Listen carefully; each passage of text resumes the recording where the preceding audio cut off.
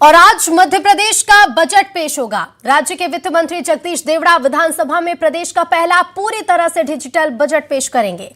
इस बार बजट का आकार करीब 4.70 लाख करोड़ रुपए तक पहुंचने की उम्मीद है, जो पिछले साल के बजट से लगभग 12% ज्यादा होगा। इसमें किसान और युवाओं के अलावा महिलाओं के लिए विशेष प्रावधान की संभावना है।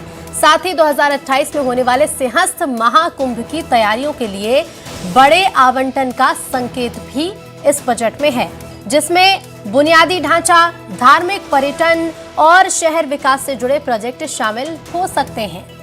मध्य प्रदेश का बजट आज पेश किया जाएगा। सिंहस्थ के प्रोजेक्ट्स को हरी झंडी मिलेगी। बड़ी उम्मीदें आज के बजट से।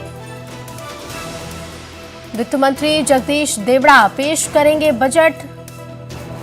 राज्य के वित्त मंत्री बजट पेश करेंगे। विधानसभा में प्रदेश का पूरी तरह से डिजिटल बजट आज पेश किया जाएगा, जिसका आकार करीब 4.70 लाख करोड़ रुपए तक पहुंचने की उम्मीद जताई जा रही है। पिछले साल के बजट से लगभग 12% ज्यादा का ये बजट हो सकता है, जिसमें कई क्षेत्रों में विशेष फोकस किया जाएगा। खासतौर पर किसान और युवाओं के अलावा महिलाओं के लिए विशेष प्रावधान की संभावना इस बजट से जताई जा रही है। 30 करोड़ रुपया है। उसके उल्टे हमारी सरकार मध्य प्रदेश में पूंजीगत व्यय में 82,513 करोड़ पर अनुमानित है। इस तरह से हमने विकसित कहे जाने वाले कर्नाटक जैसे राज्य को भी पूंजीगत व्यय के मामले में पिछले साल के आधार पर पछाड़ दिया था। मैं उम्मीद करता हूं कि जिस प्रकार से जीएसडीपी में हमारी वृद्धि हो रही है, ये 10% की वृद्धि गत वर्ष थी और इस साल ये हमारी ग्रोथ 11% से आगे जा रही है। इस प्रकार 2 वर्षों तक 2 अंकों में जीएसडीपी का वृद्धि प्रतिशत विगत 2 वर्षों में हमने लगभग 22.56% की वृद्धि हुई है। यह अर्थव्यवस्था के आकार में मजबूत आधार को बताता है, मजबूत प्रगति को बताता है। अधोसंरचना में एमएसएमई कृषि सुधार की सफलता अद्भुत है।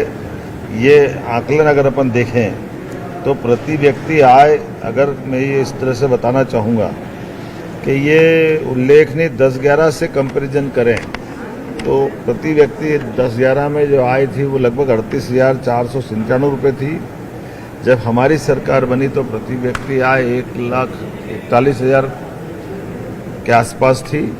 आज की स्थिति में 2 वर्ष के अंदर ही प्रति व्यक्ति आय 1,69,000 करोड़ से 1,69,000।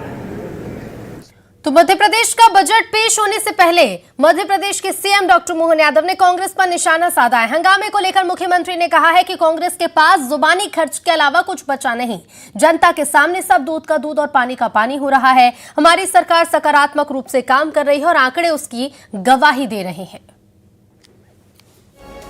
कांग्रेस के पास सिवाय अपनी जवानी जमा खर्च करने के लिए कुछ बचा नहीं।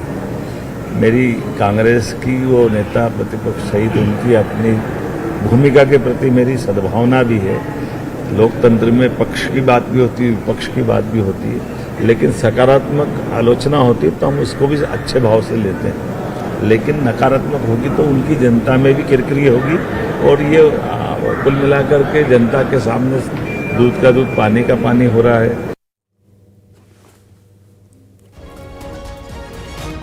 तो सीएम ने कहा है कि आंकड़े दे रहे हैं सरकार के काम की गवाही। कांग्रेस पर जमकर निशाना मुख्यमंत्री ने साधा और कहा है सीएम ने कि कांग्रेस पर तीखा वार किया। सीएम ने कहा कांग्रेस के पास जुबान खर्च के अलावा अब कुछ नहीं बचा। और संवाददाता वासु चौरे हमारे साथ लाइव जुड़ रहे हैं। वासु, निश्चित तौर पर कह सकते हैं क्योंकि आज बजट पेश होना है तो विपक्ष ने कई तरह के निशाने साधने की तैयारी कर रखी होगी, लेकिन बजट से पहले सीएम का कांग्रेस को लेकर एक बड़ा बयान सामने आया है।